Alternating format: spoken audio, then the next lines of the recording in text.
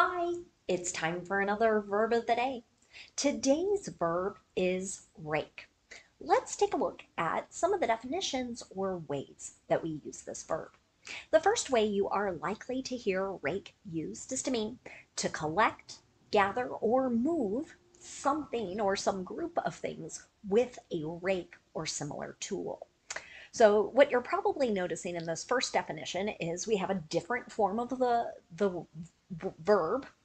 Here, a rake is a noun, and I've included a picture on the bottom right hand corner of the screen so you can kind of visualize this in case it is a new word for you. So this is a tool, and we'll talk a little bit more about it later in the video when we talk about different forms of this verb. So here in this picture, you can see someone is collecting or gathering leaves using this particular tool.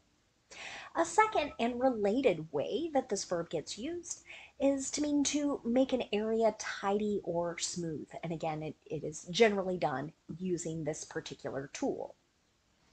A third way you'll hear the verb rake used is to mean to scratch or scrape using a sweeping motion. So again, if we go back to this picture and you think about the motion of how this particular person is gathering the leaves, right, we would describe that as a sweeping motion. So same idea with a scratch or a scrape. A fourth way you'll hear the verb rake used is to mean to drag something using a sweeping motion. Sometimes as people describe combing their hair, you might hear rake a comb, right? So again, kind of dragging and using that sweeping motion. A fifth way we can use the verb rake is to mean to set something at a sloping angle. You should know that rake is a regular verb. To make the progressive form of this verb, you need to drop the E and then add ing to form raking. The past tense and participle forms of this verb can be made by just adding the letter D, since this verb already ends in an E. Our base verb, rake, ends in an unvoiced K sound. So our past tense ending is going to make a T sound. It should sound like this: rate, rate. Okay? Now, there are a number of phrasal verbs connected to our verb of the day, so we're going to focus the majority of this video on looking at some other meanings or ways to use this verb. The first phrasal verb we'll discuss is to rake around. Generally, when someone uses this phrasal verb, we're talking about spreading some substance or maybe a group of things around a place or around some area. An example of this might be rake the mulch around those two trees. Here's an imperative, a command. So someone might be telling an employee, if it happens to be like a landscaping business, here's our plan, here's what you're going to do. You're going to spread this substance, mulch, like little pieces of wood. Okay? Another phrasal verb, or I should say a second way to use rake around, would be to search around some place or some area. An example of this might be, we've been raking around the house for hours, but we can't find the keys. Here's an example of the present perfect progressive. So again, this whole idea of searching for something. Another phrasal verb you might hear is rake in. Generally, this means that we are acquiring or getting a great deal of something. It's most common to hear this connected to money. An example here, the new ice cream shop is raking in the business. So here's a present progressive sentence. We're talking about like they're doing well, lots of customers. Hopefully they're making a lot of money. The next phrasal verb we'll discuss is rake off.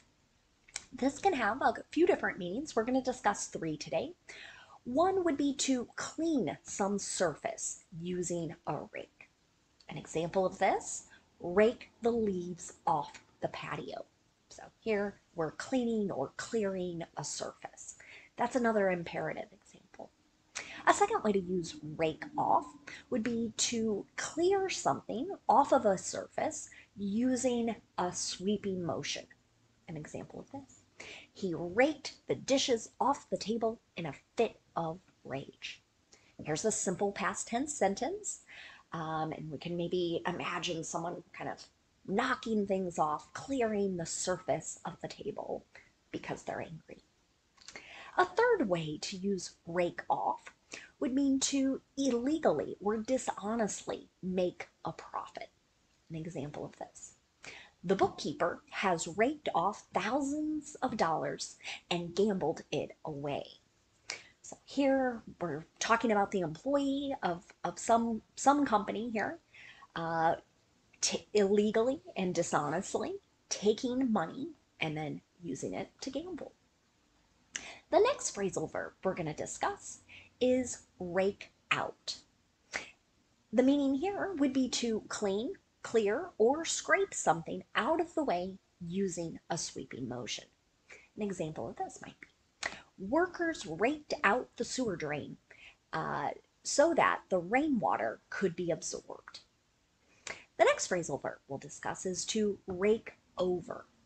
Generally, we use this to talk about someone who is conducting a thorough investigation or some examination.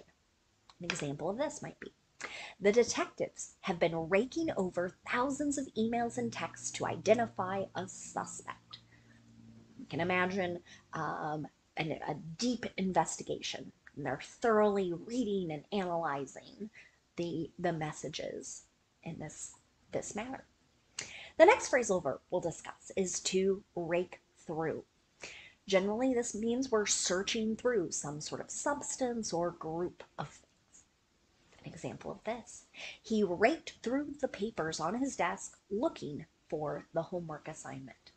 Here's a simple past tense example, just like the first one with rake out as well. So we can kind of imagine someone searching for one particular sheet of paper.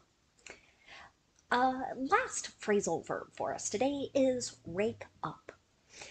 This is used to mean that some maybe memory, some awareness is being kind of brought back into focus. An example of this: her campaign has raked up dirt on her opponent to discredit him. So this happens quite often in American politics, where people try and identify bad actions, bad statements that an opponent has done or made earlier in their lives, and sort of bring that back into people's awareness in hopes that they won't vote for that particular candidate. Now let's spend just a moment looking at some related words and phrases. The noun form of this word, rake, has the same spelling and the same pronunciation. We already looked at a picture of this, but just as a refresher, a rake is a tool that has a pole and a crossbar and then kind of a tooth-like comb at the end of it. So you might hear somebody say, "Grab a rake and come help me in the yard." One phrase that you might encounter is to rake over the coals. People use this phrase to describe the action of scolding or reprimanding or even criticizing someone very severely, sometimes because of an error or a mistake they have made. An example of this might be: the Supreme Court nominee was raked over the coals for previous legal work. Here in the United States, our highest court is the Supreme Court, and the president has the responsibility of nominating, but that person must then be approved by our Senate. And so many times there are these contentious hearings where a person must explain their qualifications, how they would behave as a Supreme Court justice. And so this particular phrase occurs quite regularly during this process. Thanks so much for watching today's video. I hope you have a great day.